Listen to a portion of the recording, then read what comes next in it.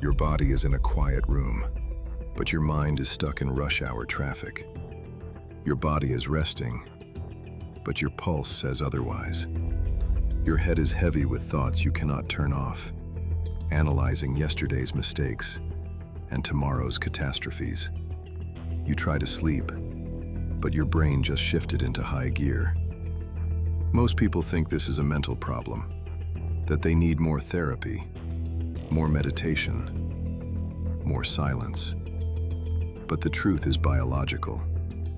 Your mind is loud because your body is still. You are a race engine redlining in neutral.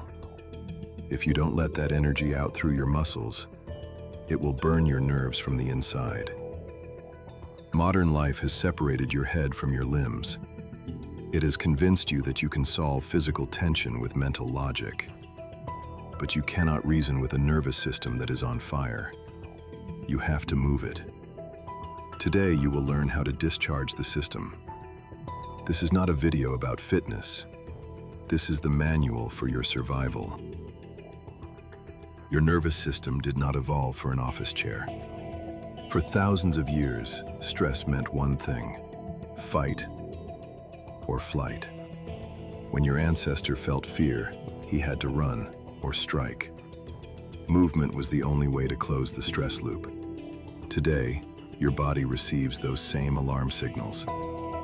An email from your boss, a notification on your screen, a sudden thought about a bill you forgot to pay. In each of these moments, your biology prepares for war. Your adrenals pump cortisol into the bloodstream. Your heart accelerates to push oxygen to your legs. Your breath becomes shallow, ready for a sprint. You are primed for intense physical action.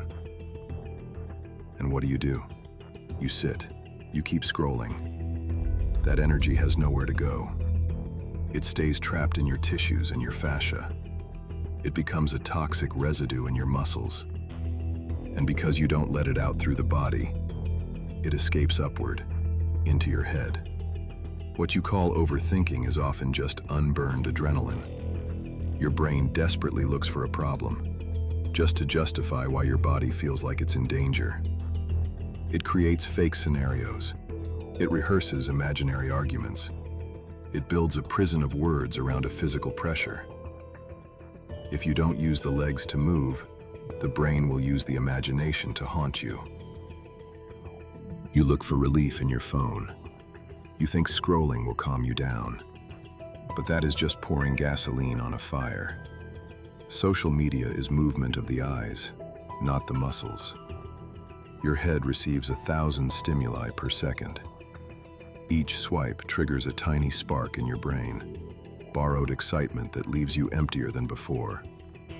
You trick the system into thinking you are active, but biochemically, you remain inert. You are consuming the world while disappearing from your own life. Stagnation of the body feeds the chaos of the mind. The less you demand from your hands and legs, the more your anxiety will demand from you. We have traded real struggle for cheap signals of victory. You can feel the rush of travel without standing up. You can see the hunt without leaving your bed. But your body knows you are lying. In the gap between your digital speed and your physical stillness, anxiety grows like mold. The body remembers the stress, but it forgets the release. The internal voltage never drops. You are charging a battery that is never used. Take a breath. Maybe this explains something you've been blaming yourself for. Maybe nothing is wrong with your character. Maybe your system has just been asking for movement and never got an answer. You aren't broken. You are just unused. When the body is unused, the mind starts building walls. Do not train for aesthetics. That is too low a price. Train to reclaim authority over your own head. When you lift a weight, when you run uphill, when you expose your body to something real and demanding, your body finally gets what it has been asking for all day: a real, physical challenge. In that moment, the loop closes. The energy is used for its intended purpose. Cortisol is burned off through effort. The nervous system gets the signal. The fight is over. We are safe. Have you noticed what happens after a truly hard workout? The thoughts suddenly become sparse. The problems that felt like the end of the world now look like simple tasks. Your mind becomes quiet, not because you forced it, but because you satisfied the body's need for friction. Silence in the head is paid for with sweat on the skin. Stop looking for peace in your thoughts. In thoughts, you will only find more thoughts. Find peace in the fatigue of your muscles. Find it in the rhythm of your heavy breath. Let the physical reality drown out the mental illusion. Focus on the tension in your grip until the noise fades. If your head is screaming right now, if you feel like you can't possibly start, apply the rule of zero negotiation. Stop analyzing your mood. Your feelings are liars when the system is overloaded. Do not meditate if you feel explosive anxiety. First, discharge the tension, then seek the silence. Stand up, leave the room.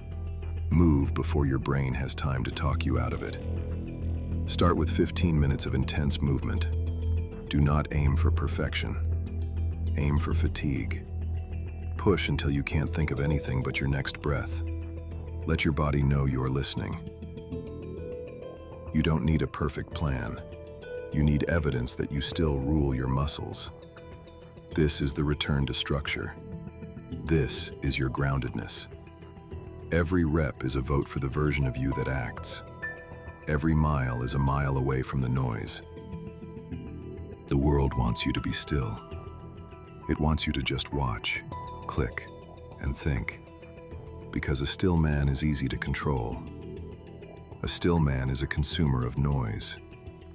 But you are not just a head being carried by a body. You are one system. When your body becomes strong, your mind stops being loud. It becomes precise. It becomes a tool instead of a master. Stop fighting your thoughts. Start using your hands. Put the screen down. Feel your weight again. Reclaim your body.